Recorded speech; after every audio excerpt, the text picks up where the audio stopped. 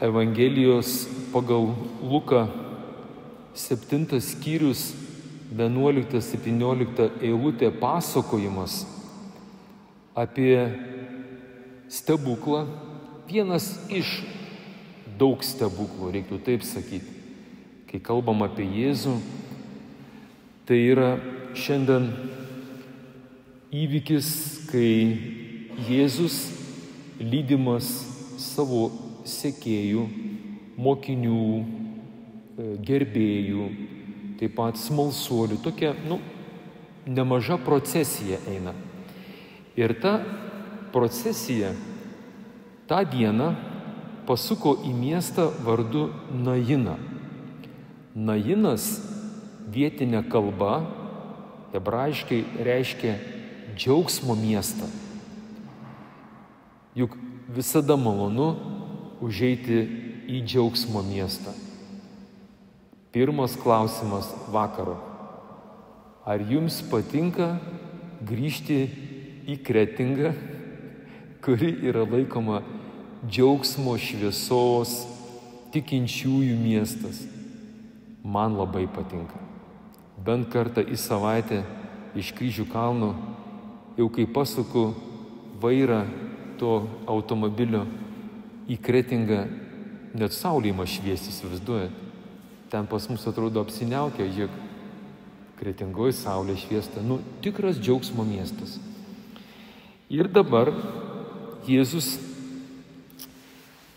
keliauja ir štai prie miesto vartų pamato keistą procesiją. Prie miesto vartų nešė mirusi žmogų. Tai buvo jaunuolis, vienatinis vienos mamos našlės sūnus. Jinai nešė palaidoti savo paskutinę viltį. Jau vyras buvo miręs, turėjo vienintelį sūnų, jį užaugino, įsivaizduojat. Tikriausiai kaip ir bet kuri kita mama turėjo daug vilčių jame. Ir staiga tas džiaugsmo miestas nebeturi džiaugsmo, nes įvyko tragedija. Ką daro Jėzus? Jėzus mums rodo pavyzdį. Jisai nepraėjo pro tą minę, tą laidotuvių procesiją, žinot, galvą palingavo, kaip mes kartais darom, ar ne? Gal biški pasmalsaujam, kas čia per procesą, kino čia laidotuvės. Paskiau mes, kurie esam Jėzaus sekėjai, ką paprastai darom? Jeigu esat kretingiškiai, tai maždaug esat jau pasikaustę, žinot, kad bent jau amžinai atilsį sukalbam, viešpaties angelą. O jeigu nesat iš Kretingos, tai jeigu esat koks nors užsienietis atvykęs, tai ką galvą palinkčiui ir pasakai tokią diagnozę tai mamai: vargšelė, kaip man jos gaila, žinai. Gaila. Šis įvykis, dėl ko dabar mes čia kalbam ir gaištam brangų kažkieno tai laiką, turi vieną tikslą. Kad mes pasimokytumėm, kai sekantį kartą važiuosim į kokį nors džiaugsmo miestą, jeigu pamatysite kažką panašaus, kažkas laidoja paskutinę savo viltį. Nebūkime tie, kurie nežinom, ką daryti, kurie tik tai pečiais pakilnojam, sako, ką aš galiu, žinai. Bet imkis iniciatyvos. Ir štai, ką daro Jėzus. Jisai pirmiausiai žiūri, kas labiausiai liūdi. Ir ten yra toks vienas įdomus momentas. Dabar, jeigu išgirsit mane, gali ir jums pavykti padaryti tai, ką dabar darė Jėzus. Jeigu nori, kad įvyktų stebuklas, kai tu kažką darai, meldiesi, būtina sužadinti didžiulį gailestį, tiesiog, tarsi kaip susivienyti su tos motinos skausmu. Ta Jėzus mokėjo.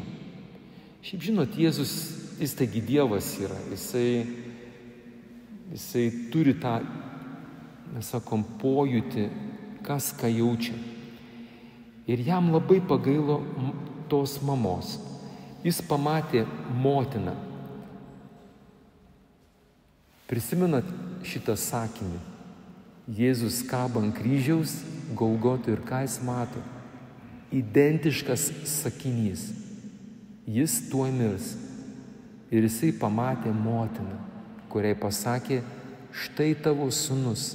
Atsimenat, berods vakar šventėm Sabat Mater Dolorosa. Jis vėl pamato ne šiaip savo moterį, mamą. Ir parašyta, kad Jėzus yra čia pavadinamas Dievu.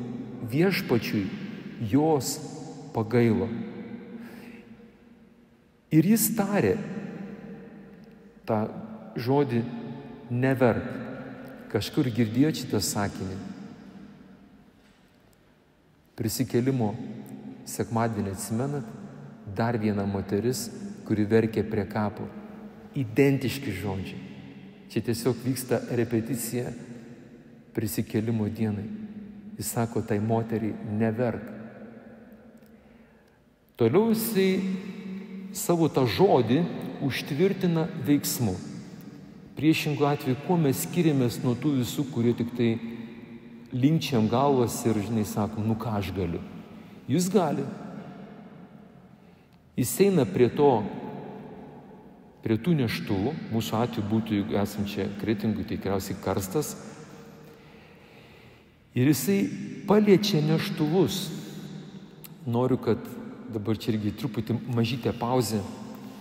Prisiliesti prie numirėlio neštuvų, tai reiškia sulaužyti labai svarbę liturginę ir religinę taisyklę.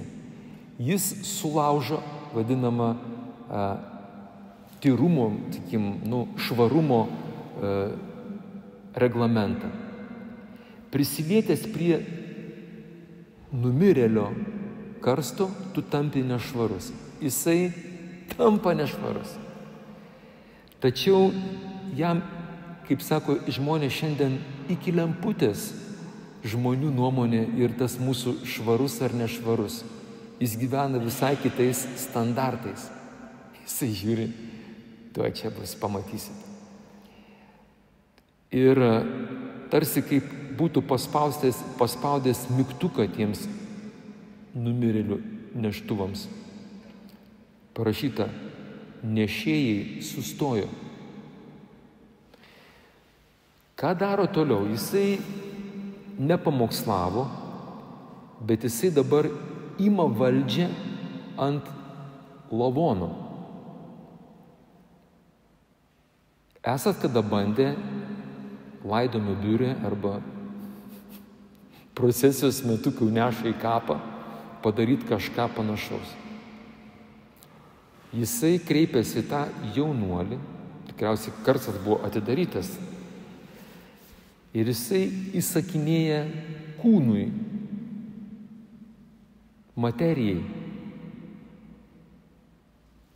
Sakinys girdėtas jau, kaip klausėtės, jaunuolį, sakau tau, kelkis.